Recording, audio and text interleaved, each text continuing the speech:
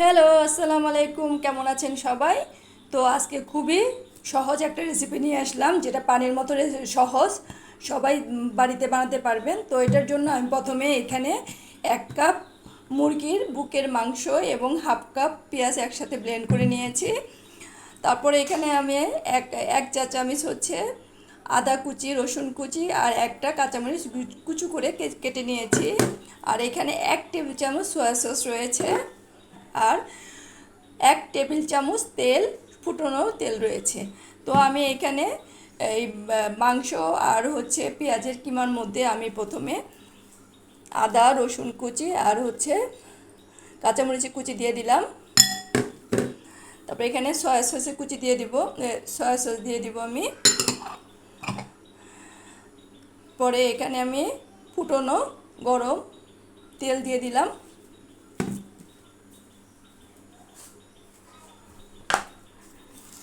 এক চামচ লবণ দিয়ে দিব, লবণটা যার যার পরিমাণ মতন দিয়ে দিবেন। তো এটা আমি খুব ভালোভাবে মিশিয়ে নিব। খুব সহজভাবে আমরা তৈরি করব মজাদার চিকেন মোমো। তো আমার মোমোর জন্য পুরটা আমার রেডি। খুব ভালোভাবে মিশিয়ে নিব। এই যে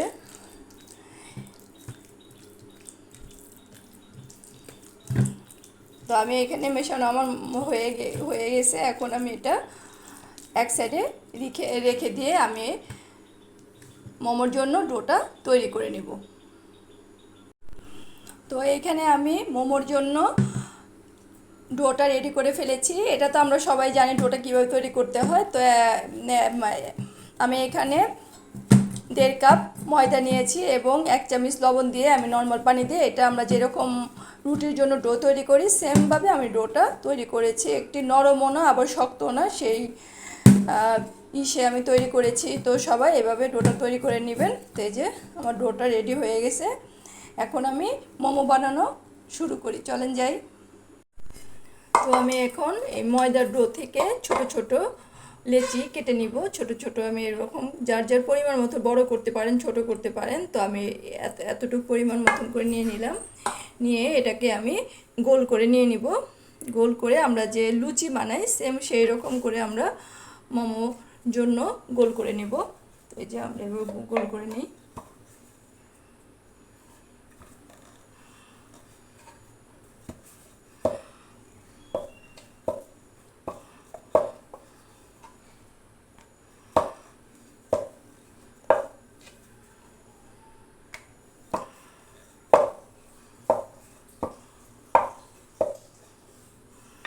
তো আমার এই যে এরকম গোল হয়ে গেল, বেশি পাতলাও না বেশি চিকনও না, সেইভাবে চিকনও না বেশি মোটাও না, এইভাবে করে আমি নিলাম। তো এখন আমি এখানে পরিমাণ মতন মোমোর পুরটা দিয়ে দিলাম, চিকেনের পুরটা তো দিয়ে আমি এটা ডিজাইন করে নিব। এটা এভাবে আমরা মুখটা আটকিয়ে নিব, আটকিয়ে আমরা এইভাবে এই মাথা থেকে ধরে এভাবে করব। এই যে আবার এই পাশ থেকে ধরে আমরা আবার এটার সাথে এইভাবে আটকাবো।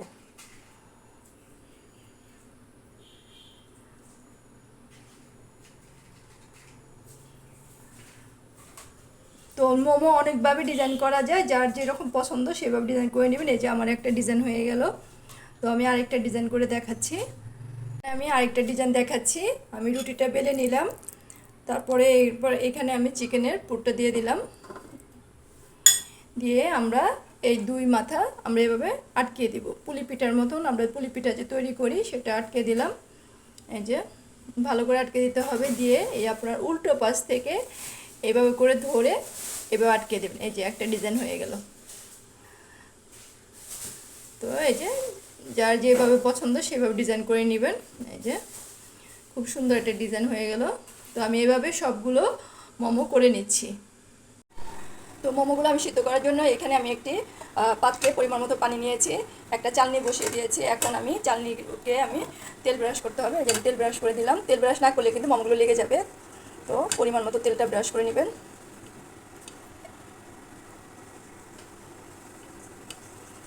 তো আমি তেল ব্রাশ করে নিলাম। এখন আমি মোমোগুলো দিয়ে দেবো।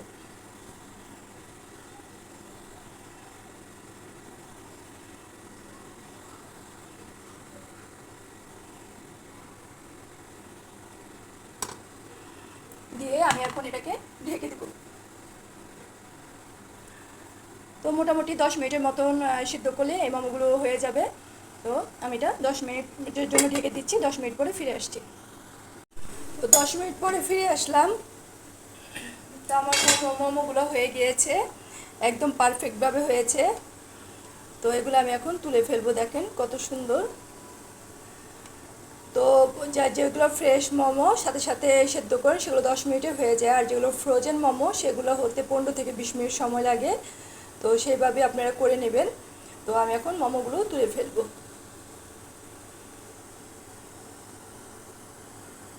এই তো আমার রেডি হয়ে গেল পানির মতো সহজ মোমো।